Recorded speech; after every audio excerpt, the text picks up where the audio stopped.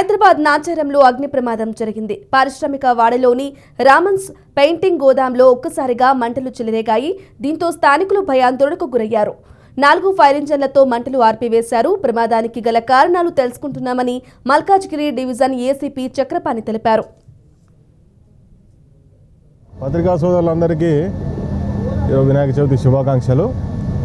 ఈరోజు అన్ఫార్చునేట్లీ మనకేంటంటే ఈరోజు సాయంత్రము ఐడియా నాచారం ప్రాంతంలో ఒక ఫైర్ యాక్సిడెంట్ అయింది. సాయంత్రం 4:30 గంటల ప్రాంతంలో ఇక్కడ ఒక గోదాం ఉంది. గోదాంలో పెయింట్స్ కంపెనీకి సంబంధించిన కెమికల్స్ ప్లస్ ఈ సాల్వెంట్స్ ఇక్కడ స్టోర్ చేసి ఉంటాయి. ఇక్కడ వర్కర్స్ ఎవరు ఉండరు. ఈరోజు హాలిడే. చిన్న ఫైర్ యాక్సిడెంట్ అయింది.